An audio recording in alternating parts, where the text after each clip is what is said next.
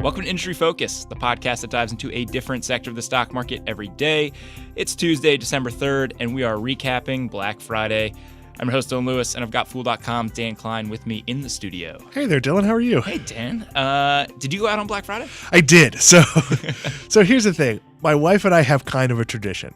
Now, I just got back from a cruise. I was completely disoriented, hadn't slept much in 5 days. But we always go to Target at 4 o'clock because there's no longer a line.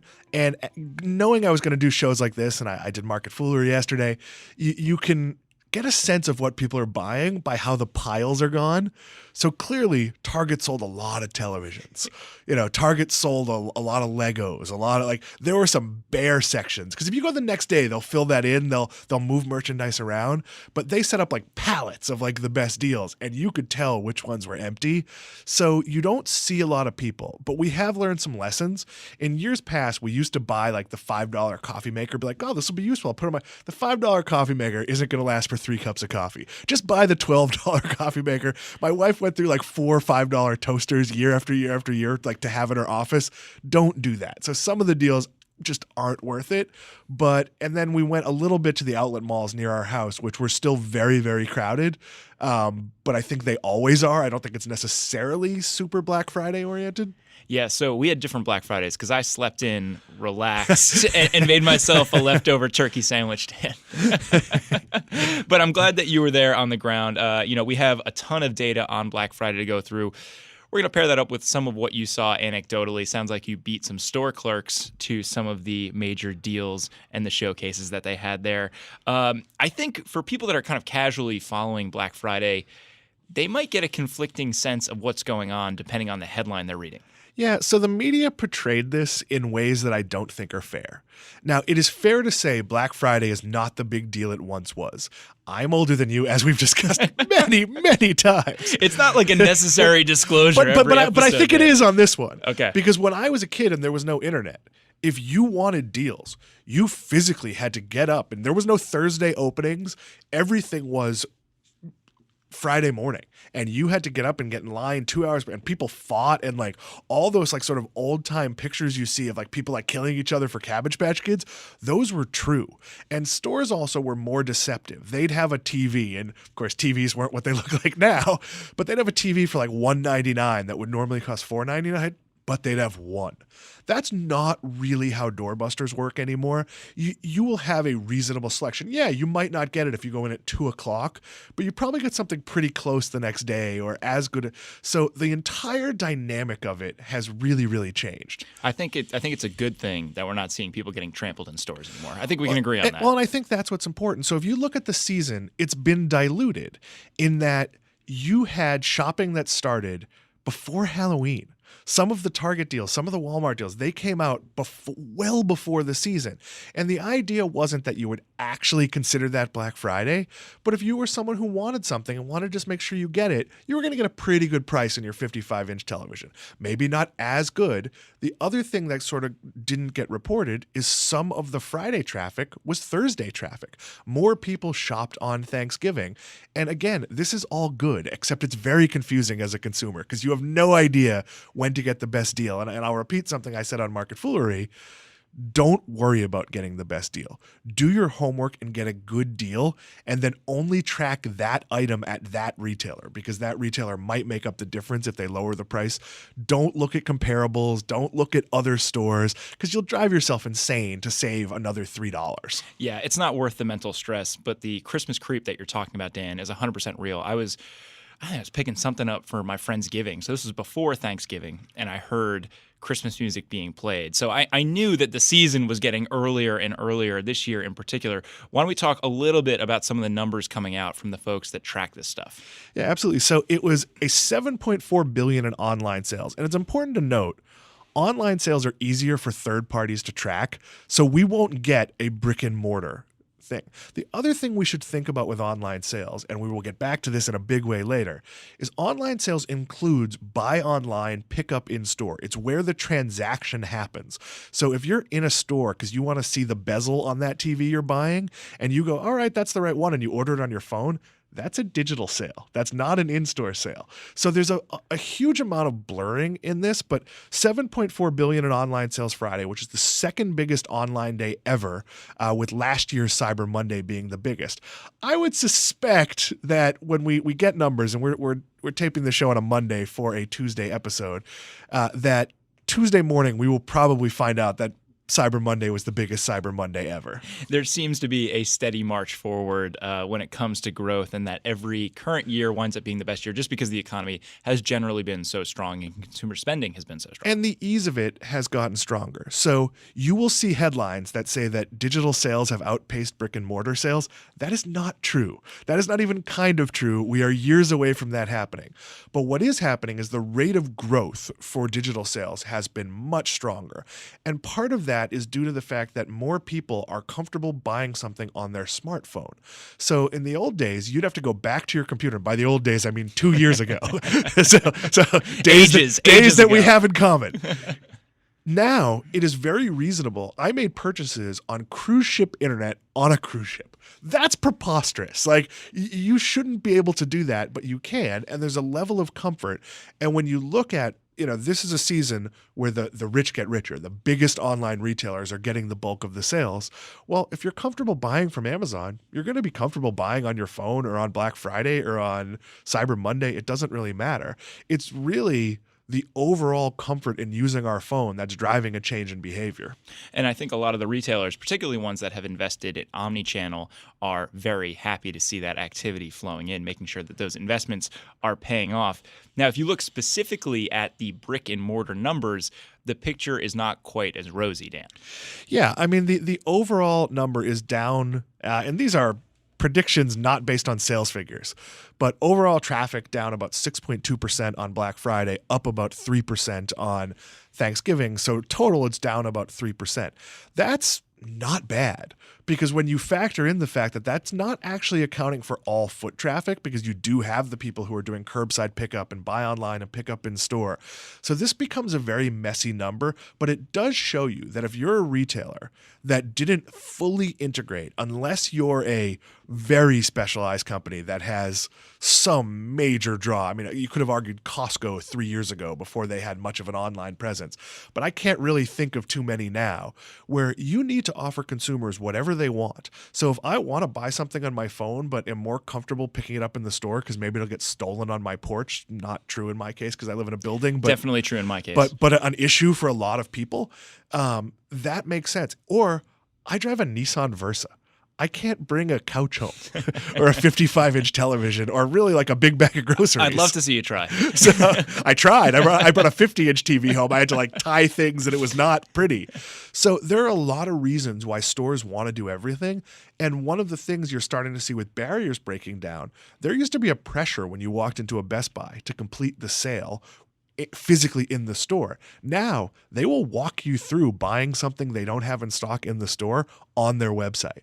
So clearly stores have changed how they either pay their people in terms of Best Buy, where it's no longer commission driven, and just the general mindset where you're not penalizing the local store for a sale generated digitally that they had a hand in. I think a big part of that, too, is that you have all these retailers that have finally built out loyalty programs. And so they understand the benefit of getting somebody online because it's not just about that one transaction. It's about the lifetime value of that customer. Yeah, and I find that the places I shop has become a smaller and smaller circle because of loyalty programs. I'm not saying if I go to 3 stores and can't find what I want, that I'm not going to walk them all and try to find it elsewhere. But I'm much more likely to go to a store where I already have a relationship, even if I'm not in a loyalty program. If I've comfortably done business with, say, Best Buy, where I've bought lots of things, but I'm not in their loyalty program, but I know that they stand by their purchases. I know that returns are pretty easy, that a reasonable level of floor help is available. It's very hard if you were another electronics store, which I don't know that there really are other electronics stores, or even like, I'm not going to buy a Fitbit from Amazon. I'm going to walk in and see it at Best Buy and maybe place the order online. Of course, Best Buy and other retailers still do have that problem of someone could pull up the same item on Amazon, see that it's cheaper, and buy it there. And I think you do have a bit of that, though it's obviously not the showrooming days where it was clearly obvious in a huge part of the business. Yeah, and I think to mitigate some of that, a lot of retailers are deciding to honor a lot of the online promotions that are available. They're willing to price match. They're trying to meet people so that if they've come into the store, they're leaving with a product from that store, or they're getting something delivered via the online store that company has. You're also seeing, and I'll say this anecdotally, because I price checked a bunch of things that I wasn't intending to buy because obviously I was going to do shows like this. And if you just wanted, say, like, I'm buying a 55-inch television or I need an Xbox, the packages might be different, the brands might be different, but you were getting roughly the same thing at around the same price at all the big retailers. So yeah, maybe at Target, the cheapest TV is a Westinghouse and it's a something else at Walmart and something else at Amazon, but the features are roughly the same. So there's not as much reason as a consumer to shop around, but shop around. Do at least a little comparison, because what you don't want to do is buy something for $6.99 at the one place that didn't choose to discount it, and every other place has it at $4.99. Yeah, you want to try to catch the product where it's going to be a loss leader for somebody rather than pay full price. Yeah, and I think generally if you're going to do that, your heart can't be set on a specific thing. So if you know you need a laptop with X features, that is much better than saying I need a 13-inch MacBook Pro or I want this specific gaming laptop. I'm not saying don't buy those things. This is still the time of year. Apple has discounts, which they never do the rest of the year. Starbucks discounts gift cards. I think you get $5 back if you buy $20. So there are deals to be had on things where there are not usually deals, but the best deals are on more broader categories.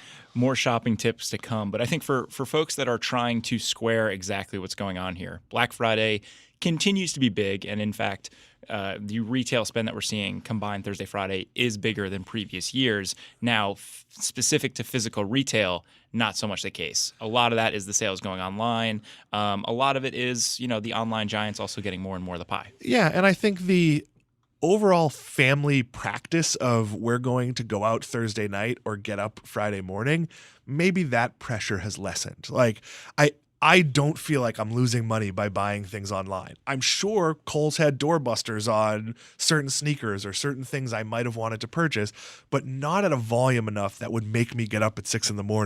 on a Friday to go stand in line. And it's a lot more pleasant to stand in line in West Palm Beach where I live than it is up here where it's cold and, I don't know, not snowing, but pretty miserable. The least pleasant part of that sounded like waking up at 6 a.m. to me, as someone who likes to sleep till about 8 or 8:30 or 9 in the morning. All right, Dan, I think the question that people generally want the answer to is who won Black Friday? We have a tendency to look at this as like, okay, who won, who lost? So this is a rich get richer scenario for the most part. I mean, I'd like to hope somebody proves me wrong, but it almost never happens. Not in life, just in this little piece of reality. To be clear, Dan is right about a lot of things. But wrong about many things, as I'm sure my wife would tell you. So all of a sudden I become a Catskills comedian here. So Amazon is the big winner. Amazon is forecast by one account, and it's only one account, to have 42% of online sales. Walmart, Target. We've talked about this earlier. The places that made omnichannel, the big winner has been curbside pickup. You place your order, you drive up, they put it in your car, you leave. You have the item immediately. You don't have to worry about theft. You don't have to worry about delivery breakage. Even in my building, you don't have to worry about the line to get your package because the poor doorman, it's like, they call in extra help and it's still like 2 a.m. you're getting the package alert announcement instead of normally it's like 4 o'clock in the afternoon. The poor doorman. So you're going to see the rich get richer. Companies that do over $1 billion in sales did dramatically better than those that do yet less than that. I think the losers are the companies you would expect to be the losers. So there's no numbers out yet. Sears didn't do well. JCPenney didn't do well. And I can tell you why JCPenney didn't do well. In their last earnings call, one of the things they trumpeted was that their inventory was down hundreds of millions of dollars. You don't want to head into Black Friday with your inventory down. The reality is they don't have anything to sell you. Not nothing, but they don't have enough to sell to really have a successful season. So the best case scenario for those two companies, Sears and JCPenney, and some of the very struggling mall retailers, is that they held their own and they make it through the season and somehow they live to fight another day. The ones that are really interesting are the companies that have not proven it to us yet, but have showed us that they might be turning the corner. Macy's and Kohl's would be the two that I would bring up. If I had to predict, I would say Kohl's had a good time and Macy's didn't, but that's just to me because I think Kohl's has done a little bit more that's smart with the Amazon returns. That might come into factor in the next week or two, having the store within a store concept. But both of them really need a strong season, and the jury is still out. So much of what you're talking about with the inventory struggles that some of these retailers have going into the season and making sure they're supplying enough, it reminds me a lot of the common elements you see with a downward spiral in retail, right? When you're struggling as a business, it's hard to make sure that you're making the investments so that you can be in the right position going forward. Instead of focusing on growth, you have to strip down to the stuff that you really need to be able to do. And unfortunately, that makes you less and less attractive to consumers. And it's one of the things in the 2 years I spent running a toy store, you start planning Christmas basically on January 2nd. And you have to make bets from many of your largest vendors. And the problem is, even if you place those orders, if you don't pay your bills as the year goes on, they don't ship you those orders. And even if you, December 10th, send them a payment that was due December 1st, your Legos might have been sent to somebody else. So yeah, you can absolutely see it. JCPenney, Sears, other struggling mall retailers, Victoria's Secret would be a good example. You know, they don't have the money necessarily to buy everything they would need. So they're counting on being able to get stuff as the season goes on. And it becomes harder and harder to do that, you know? So this is self-fulfilling. If you can't stock your shelves, why would somebody come to you January 10th if you didn't have a lot on Thanksgiving? And one step further, you know, if you haven't made the investments in omnichannel and proven that you can offer a really great integrated digital experience for your customers, and there are the Targets and Walmarts of the world that can, well, that's just going to compound all the issues that you're running into. And it's even more important. So omnichannel is great. And if you're a consumer, you might want that delivery option, the pickup option. But Target and Walmart are spending a lot of money to encourage you to pick up because delivering it to you is very expensive. If all they have to do is get it from the warehouse to a pickup station or to curbside, now I've had some bad experiences with that where at Walmart I ordered an item that it said was in the store and it was 9 days later before I got the item. Yeah. And I kept getting emails saying like, it's almost ready. Let's assume they've sorted some of that out for the holidays. It is cheaper for them, but they can spend the money to message you.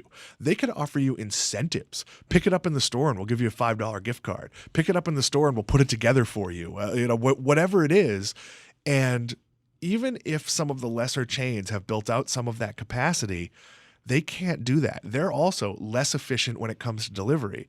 So if you're ordering from Walmart for delivery, there's a decent chance it came from a Walmart in your neighborhood. If you order from JCPenney and get 4 things, it might come from 4 different fulfillment centers and maybe a JCPenney's. It can be these supply chain logistics are very complicated, and it's why you've seen Walmart and Target and Amazon spend billions of dollars. And you know, your Best Buys maybe are a step behind that, but still doing well. Everybody else is fighting to keep up. All right, Dan, enough on stores. Why don't we talk about a couple major products? What's selling off the shelves right now? Anything Frozen 2 is doing well. FIFA 20, Madden 2020, doing Good year really for well. Electronic Arts. Great year for electronic. Here's the thing. When is it not? Yeah. Apple laptops and AirPods are doing really well. No one has reported this, but I'm going to say that Amazon devices are selling exceptionally well because, frankly, everyone I know has bought 3 more because they were just so cheap on Friday. Paw Patrol, very big with the little kids. We're a little early to know exactly what the biggest things are. The one that's kind of funny is, I don't know, are you a Disney Plus subscriber? I am not, Dan. So you know The Mandalorian. I've heard of it. I'm not going to give away any spoilers here, but I think we're 4 episodes in. If you haven't seen the fact that one of the main characters is a younger version of whatever Yoda's species is. Okay, I've seen this online. Because this was a secret, while there were some toys put into production, they were very careful to not. You put a toy into production and there are spoilers. You actually see spoilers about the movies based on toys going on sale in other countries. So there is a huge demand for, but a shortage of Baby Yoda toys. So is that going to be the hot item that all parents are fighting for this year? I don't know, because it seems odd to me that that's a very adult show. Like, that doesn't seem like a show your 8-year-old should be watching. It's very, Wild West, gunslingery, a lot of violence. But I do think it's one that you're going to be a hero if you can find. Probably the same with Frozen 2 based on the last round of Frozen merchandise. So based on everything that we've been talking about with retail dynamics and your focus in particular on pickup in store, it seems to me like the physical locations are still going to play a pretty big part this holiday season. Yeah, I think it's important because all the reasons we've talked about why delivery doesn't make sense for everyone. Even if you don't live in a theft place, it's snowing in the Northeast now. I don't want a TV sitting on my porch in the snow if I go to work. Like, that's just not practical. So you're getting that sort of practical aspect of it. You're also getting the, oh no, the party's today. Like, okay, I can order it and go pick it up at Target and have the gift. There's also, and I don't think you'll ever be able to, not ever, because maybe someday there'll be immersive virtual reality where you can really look at what you're buying. But I know if I'm spending more than like $30 on something and it's not a repurchase, I kind of want to see it. Like, even when it's something like a TV streaming stick, you don't necessarily know, is it bendable? Does it go into my TV? Will it work? So you kind of want to go look at it. And I might walk to Target, walk around and just like order things as I'm walking around, order them from Amazon. But sorry, Target, I'll buy a coffee at Starbucks. And I grocery shop at Target, so that's not. But I think there's going to be a benefit, but retail stores are going to have to continue to become smarter. Every Target, every Walmart is a hub for delivery. Maybe not everyone, but the vast majority of them. So they're using back-end space and maybe even taking some front-end space and turning it into back-end space to pick and stage orders and to set things up for the most efficient ways possible. And we've talked about this before. We're in the absolute earliest stages of automation when it comes to those processes. So you're going to be looking at, probably as soon as next Christmas for some Targets and some Walmarts, where there is a very automated function picking gifts and certainly picking groceries that ties into humans bringing it to a pickup point. And it gets very, very efficient, and it starts to build a pretty big advantage over retailers that have no money. Now, that said, there will be white label solutions for your next tier of retailers like your Best Buys and maybe your Macy's and your Kohl's. But the companies that don't have hundreds of millions of dollars to even license those white label solutions are going to see a much bigger gap very quickly. I'm sure that a lot of retailers are happy that this trend has emerged because in addition to all of the logistics savings elements of this, where they aren't shipping it directly to your door, they're not doing the last mile that winds up being so expensive, it gets you in the store. And you might wind up buying something. And I know that this is something that is very much in response to the growth that they're seeing in the market. Yeah, it gets you in the store. And the big loser in all of this is the traditional mall. And it's not that anchor stores aren't doing well. It's not that physical foot traffic is necessarily down in the best malls. But a small 3,000 store, let's say the Gap, which is a struggling store that we've talked about before.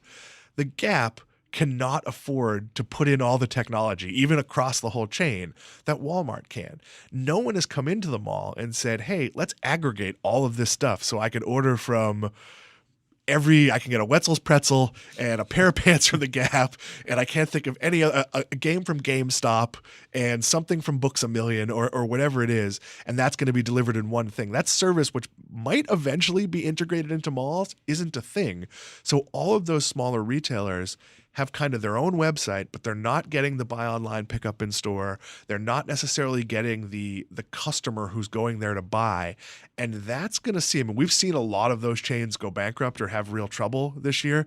That's going to increase, and it's going to play back into the whole malls becoming a truly different thing, which I think we're seeing. They're becoming experiential and food-based and all of that.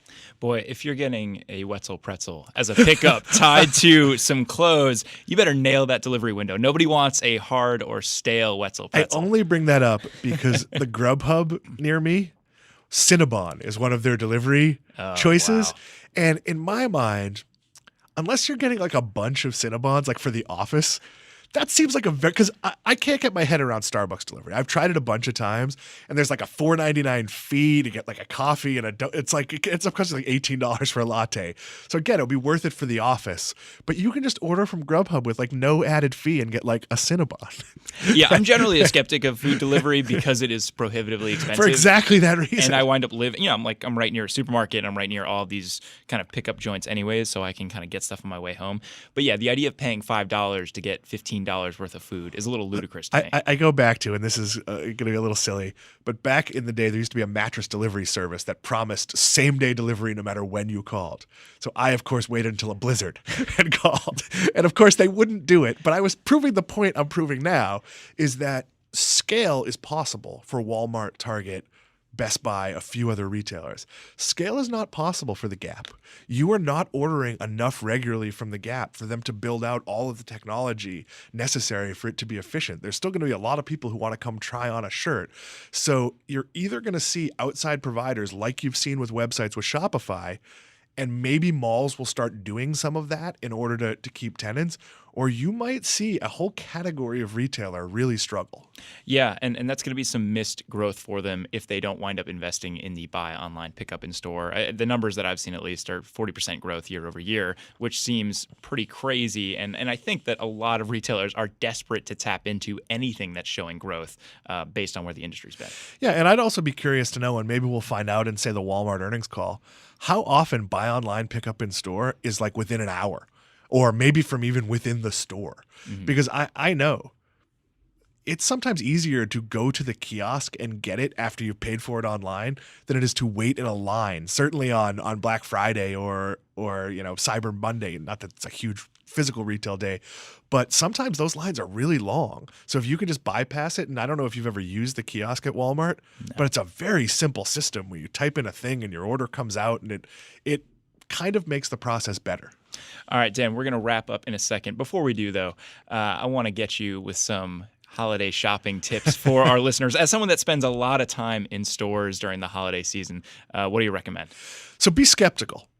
I've seen a lot of things online where people say, oh, they just jack the price up so they can mark it down. I'm sure some retailers do that, but if you look at the heavily pushed big retailer deals, they're deals. But make sure you know what you're getting. Like, again, I've pointed this out 100 times. All I care about with the TV, as long as it sounds okay, is that it's big. I don't need the clearest picture. Pictures are really good. I had a 13-inch black and white TV when I was 13, so a 55-inch color TV in my living room is damn fine. But if you care about it being a smart TV, not only should you make sure it's a smart TV, you should see what version of the software it is. And, we're seeing some older smart TVs can't use Netflix anymore. That's not going to be true immediately if you buy one now. But if you buy one that's 2 or 3 years old, it might not be useful in 2 or 3 years. So you really need to do your homework. The other thing, and this is the personal finance writer in me coming out, is you need to decide, do I need this and can I afford it? So if your family has a broken stove, find the best deal you can on a stove, because even if you have to take credit card debt, you need a stove. Like that is a life essential. Your family doesn't need new mountain bikes. They don't need, another Xbox game. And it is a hard thing to do, but if you're a grown-up and you look at your financial picture and say, geez, we're tight, we can afford a fun dinner together on Christmas and stocking stuffers. We can't afford all these gifts. It is a lesson you have to teach your kids that you don't get everything you want. And sometimes you have to. Maybe you're saving to buy a house. Maybe you're saving to take a European vacation this summer or go to college or whatever it is. You have to make those choices and not do the short term, I'm just going to put $2,000 on my credit card so the kids are happy. Yeah, it's something where you look at the stats around consumer spending during the holidays, and there are a lot of people, I don't have the stat in my mind here, but there are a lot of people who wind up carrying balances from last year's holidays even now. And so, yeah, spend within your means. And I think it's a great time to also plug, like, the best gifts that I've ever gotten have been relatively homemade, or, ones that have been kind of coddled together through, someone thinking about what I'd really love and making that happen for me. The best gift that I've gotten in the last 3 or 5 years, my Aunt Mary put together a recipe book or recipe box, one of those old Land O'Lake tins that they used to give as a little giveaway with butter, that my grandmother had on her stove when she cooked. And she made all this Syrian and Lebanese food. And so for my uncles, she bought all these tins. They were probably like, $10 total, something like that, and then put all those recipes in there on index cards. And that's amazing. And I was about to say, for me, I try to focus on experiences because we live in a very small downtown condo. If we buy something new, something old has to go. So we're not getting a lot of stuff. But if I didn't have the money to afford the holiday, I would put in a card to my kid, you may take one day off from school to go to any museum in town you want, or other cultural, the zoo, the whatever it is. Just when he sees that you can skip a day of school, and I realize that's being a tiny bit irresponsible, but there are things you can do that will be very exciting, that will be, spending time together. I live near 50 beaches. We're going to go to this beach we've never been to. We're going to go stand-up paddleboarding, which is not particularly expensive to rent, or do something. So you don't have to break the bank. And as adults, I think my wife and I don't generally give each other gifts because we put a new floor in this year. We bought new couches. Those are the things we need. If there was something she needed, I probably would have bought it for her anyway. So we'll exchange little gifts because you don't have to spend money just because there's a pressure to spend money. And I think that's a very hard lesson to remember when everyone is screaming, oh my God, it's Cyber Monday, and you end up sitting in a room full of Echo Dots that are just talking to each other. Yeah, I know it's hard to do that, weeks away from the holiday. But a couple years ago, I had the conversation with my mom, and I said, I think I'm at a point now where we both live pretty comfortably, and I can buy a lot of the things that I generally want for myself, and I'm pretty judicious when it comes to shopping for deals and getting good prices and stuff like that. So let's do a couple small things that mean a lot and not go crazy with gifts. Yeah, I've always said to my mother, who lives in Massachusetts and I live in Florida, I'll bring you down. That is a better gift than me sending you. Now, that said, there are things like my mother never would have bought a Roku stick if I hadn't sent her one. But that's more like technology than it is gift. So I think look at the people in your world. The best gift my wife ever gave me, she said, hey, I got to give you your gift. It's 2 weeks early, I know. And I'm like, well, I want a gift on Christmas. I don't want a gift now. And I sat in a room in the basement while I thought she was wrapping the gift. She got me a cat, and it was hiding under the couch. Yeah, I guess you can't put that under the tree for 2 weeks. You can't. And I was getting angrier and angrier. I'm like, what is taking her so long? And the cat just didn't come out. And finally, she's like, look under the... Yeah, on the note of stuff under the tree, too, I'll plug, you don't have to buy gift wrap. This may seem like a very curmudgeonly old man kind of stance on things, but there are a lot of really awesome recyclable things that you can use, whether it's your local circular or pages from old books or things like that. I love repurposing that kind of stuff and using that as a way to wrap. We have a drawer full of gift bags. And one of our traditions is finding the least appropriate gift bag for the gift. So like my wife's, dainty gift or whatever I got her will be in an Incredible Hulk gift bag. And I think that's the beauty of those kinds of things is, we look at them like, oh, that's being thrifty, that's kind of moving away from the beauty of presenting a nice gift. But it's like, yeah, you've kind of created your own tradition out of that. We also play, we order a lot from Amazon. So sometimes we'll tell each other, hey, yeah, I need this. Just get it for me. It'll be a gift. And we'll just leave it in the Amazon box. But then when you open the Amazon box, you realize you also ordered ground pepper or like, oh, that's where the Tylenol I bought 2 weeks ago is. Merry Christmas. Well, Dan, thank you for hopping on today's show. Thanks and for thank having you for me. the tips. Always a pleasure. And it's so great to have you in studio. Listeners, that does it for this episode of Industry Focus. If you have any questions or you want to reach out and say, hey, shoot us an email over at industryfocus@fool.com, or you can tweet us at MFIndustryFocus. If you want more stuff, subscribe on iTunes or catch video content over on YouTube. As always, people on the program may own companies discussed on the show, and the Motley Fool may have formal recommendations for or against stocks mentioned, so don't buy or sell anything based solely on what you hear. Also, as earlier disclosed, Dan is a bit older than me. We're not going to define that. We're just going to leave it at that. Thanks to Austin Morgan for all his work behind the glass today. For Dan Klein, I'm Dylan Lewis. Thanks for listening, and Fool on.